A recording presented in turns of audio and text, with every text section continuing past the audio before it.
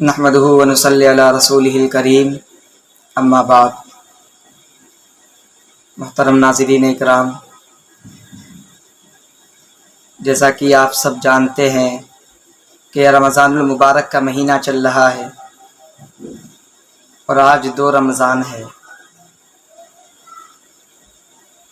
میں نے اس سے پہلے بھی رمضان المبارک کی فضیلت کے بارے میں بیان ڈالا تھا۔ حدیث پاک میں ہزاروں فضائل اور لامتناہی اس کے برکات بتائے گئے ہیں کہ رمضان المبارک بہت ہی زیادہ عظمتوں کا، برکتوں کا حامل ہے۔ اس مہینے میں حضور پاک علیہ الصلاۃ والتسلیم کا معمولات زندگی کیا تھا؟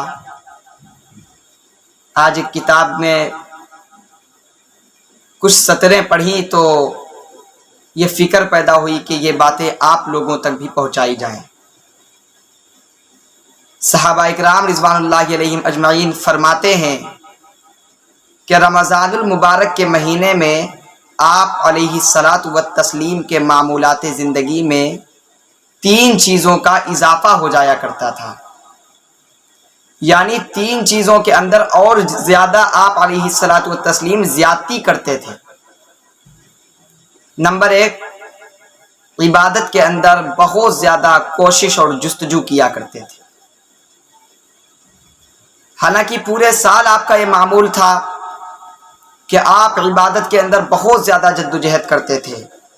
حدیث پاک کے الفاظ ہیں کہ آپ علیہ الصلاۃ والتسلیم کے یہاں تک کہ پیر مبارک کے اندر ورم آ جایا کرتا تھا۔ اتنا زیادہ لمبا سجدہ کرتے تھے اور اتنا زیادہ لمبا قیام کرتے تھے کہ آپ کے قدم مبارک کے اندر ورم آ جایا کرتا تھا۔ پورے سال آپ کی عبادت کا ایک نیا انداز ہوتا تھا اور بہت ہی زیادہ کوشش اور جستجو کیا کرتے تھے۔ پھر رمضان المبارک کے مہینے میں اس میں بھی اضافہ کر دیتے تھے۔ اور دوسرا عمل یہ تھا کہ آپ علیہ الصلاۃ والتسلیم رمضان المبارک کے مہینے میں اپنے ہاتھوں کو اپنے ماتحتوں کے اوپر کشادہ کر دیا کرتے تھے، یعنی صدقہ خیرات، غریبوں کا خیال رکھنا، کمزوروں کا خیال رکھنا، یہ رمضان المبارک کے مہینے میں زیادہ کرتے تھے۔ یوں تو آپ کا معمول تھا کہ آپ غریبوں کے مسیحا تھے، آپ لوگوں کے درد کو سنتے تھے اور اس کا علاج کرنے کی کوشش کرتے تھے، آپ یتیموں کے سہارا تھے۔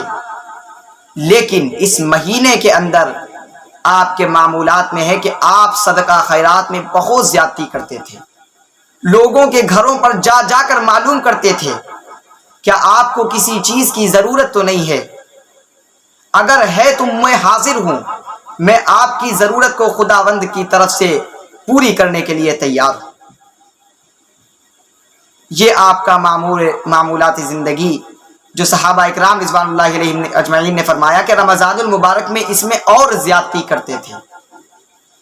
اور تیسرا آپ کا عمل یہ تھا کہ آپ رمضان المبارک کے مہینے میں استغفار میں کثرت کرتے تھے، یعنی اللہ رب العزت سے معافی میں کثرت کرتے تھے۔ دعائیں بھی مانگتے تھے لیکن معافی میں کثرت کرتے تھے، گناہوں سے معافی بہت زیادہ مانگتے تھے۔ حالانکہ آپ تو امی تھے، آپ کی ذات کے اندر تو گناہ پائے نہیں جاتے تھے، لیکن امت کو یہ سبق دے کر گئے کہ دیکھو رمضان المبارک کے مہینے میں تم اللہ سے فریادیں تو لگانا، لیکن سب سے زیادہ تم کو گناہوں سے توبہ کرنی ہے۔ چنانچہ حدیث پاک میں آتا ہے آپ علیہ الصلاۃ والتسلیم نے کبھی اپنی امت کے لیے بد دعا نہیں کی، کبھی بھی بد دعا نہیں کی ہے۔ آپ اپنی امت سے بہت زیادہ محبت کرتے تھے۔ آپ جب دنیا میں تشریف لائے، آپ کی زبان نبوت پر یا ربی حبلی امتی یا ربی حبلی امتی جاری تھا۔ آپ جب دنیا سے رخصت ہوئے تو آپ کی زبان نبوت پر یا ربی حبلی امتی یا ربی حبلی امتی جاری تھا۔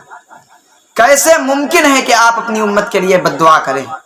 لیکن ہاں، حدیث پاک میں آتا ہے کہ آپ صلی اللہ علیہ وسلم نے کبھی اپنی امت کے لیے بد دعا تو نہیں کی ہے، لیکن کچھ ایسے موقع ہیں کہ جن موقعوں پر بد دعا پر آمین کہی ہے۔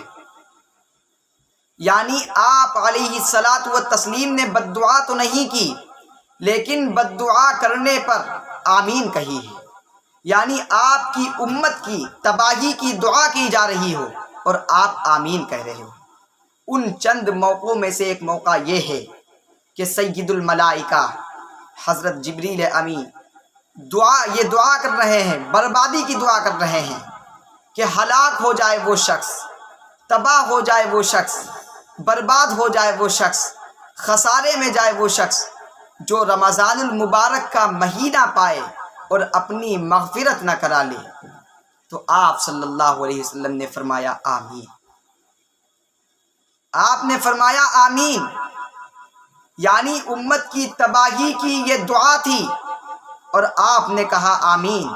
تو پتہ یہ چلا کہ رمضان المبارک کے مہینے کی اگر ہم نے ناقدری کی اور اس مہینے کے اندر ہم نے اگر اپنی مغفرت نہ کرا لی تو ہم مدنی کریم علیہ الصلاۃ والتسلیم کے اس آمین کے زمرے میں آئیں گے، اور آپ کی آمین میں ذرہ برابر شک کی گنجائش نہیں۔ اس لیے یہ جو تیسرا عمل حضور پاک علیہ الصلاۃ والتسلیم کا ہے کہ آپ صلی اللہ علیہ وسلم استغفار میں بہت کثرت کرتے تھے۔ دیکھیے یہ حضور پاک علیہ الصلاۃ والتسلیم کے معمولات ہیں۔ اب ہم عبادت کے اندر کوشش کریں، جستجو کریں، سال بھر ہم کام کے کاروبار کے لیے اپنے آپ کو تھکا دیتے ہیں۔ اللہ رب العزت کے ہاں یہ بھی تو کہنے کو ہو کہ ہم نے زندگی بھر کاروبار میں کام کاج میں اپنے آپ کو تھکایا، مجھے تھکاوٹ محسوس ہوئی، لیکن کچھ ایسے موقع بھی تھے کہ یا اللہ آپ کی عبادت میں آپ کی عبادت میں لگا تھا اور میں تھک گیا تھا، مجھے تھکاوٹ محسوس ہوئی تھی۔ زندگی میں تمام راتیں ایسی آتی ہیں کہ نیند آتی ہے، آنکھیں بند ہوتی ہیں، پھر بھی ہم اپنی آنکھوں سے کہتے ہیں کہ ابھی ہم تمہیں بند نہیں کریں گے، پہلے ایک سیزن دیکھنا ہے، ایک مووی دیکھنی ہے۔ یہ موبائل کا عشق ہے جو آنکھوں کو بند ہونے سے روکتا ہے۔ اپنی پیاری نیند کو ہم موبائل کے لیے قربان کر دیتے ہیں۔ زندگی میں بہت سے ایسے لمحات ہیں، کہنے کو یہ بھی ہونا چاہیے کہ یا اللہ یقیناً میں نے زندگی میں موبائل کے لیے اپنی نیند کو قربان تو کیا ہے، لیکن کچھ ایسے موقع بھی تھے کہ آپ کے لیے میں قیام میں کھڑا تھا، نیند کے جھونکے آ رہے تھے، میں نے نیند کو قربان کر دیا۔ میں نے یہ کہا کہ سونے کے لیے تو بہت سی راتیں ہیں، لیکن یہ چند لمحات جو اللہ رب العزت کی طرف سے میرے لیے عطیہ ہیں، اس کی میں قدر کروں گا۔ اسی طریقے سے ہم زندگی میں بہت سی جگہوں پر اپنے پیسے کو خرچ کرتے ہیں جہاں پر نہ خرچ کرنا چاہیے، فضول خرچی میں، لہو و لعب میں خرچ کر دیتے ہیں، خوشی کی تقریبوں میں خرچ کر دیتے ہیں، فضول خرچی کرتے ہیں۔ کہیں پر یہ بھی کہنے کو ہو کہ مولا کریم یقیناً ہم نے فضول خرچی میں اپنے پیسے کو خرچ کیا ہے، لیکن تیرے راستے میں بھی خرچ کیا ہے۔ اس لیے میرے بھائیوں، یہ جو حضور پاک علیہ الصلاۃ والتسلیم کے 3 معمول میں نے آپ حضرات کے سامنے بتائے کہ رمضان المبارک کے مہینے میں آپ صلی اللہ علیہ وسلم عبادت کے اندر بہت زیادہ کوشش اور جستجو کرتے تھے۔ تو ہم بھی یہ کوشش کریں کہ ہم زیادہ سے زیادہ عبادت کریں۔ یہ ہمارے لیے سیزن ہے، جس طرح کاروباری آدمی کے لیے سیزن ہوتا ہے، وہ ان دنوں میں رشتہ داری نہیں نبھاتا ہے، وہ ان دنوں میں سیر و تفریح کے لیے نہیں جاتا ہے، اسی طرح ہمارے لیے رمضان المبارک کا مہینہ سیزن ہے، یہ نیکیاں کمانے کا موقع ہے، اس لیے اس کو ہم اپنے ہاتھ سے جانے نہ دیں۔ یہ جو میں نے آپ حضرات کے سامنے 3 حضور پاک علیہ الصلاۃ والتسلیم کے معمول بتائے ہیں، کوشش کریں کہ ان تینوں پر عمل کریں گے، اور ہمارے ارادے کے بعد اللہ رب العزت ہم کو توفیق بھی دے گا۔ اللہ رب العزت ہم سب کو عمل کی توفیق عطا فرمائے۔ آمین۔ وآخر دعوانا الحمدللہ۔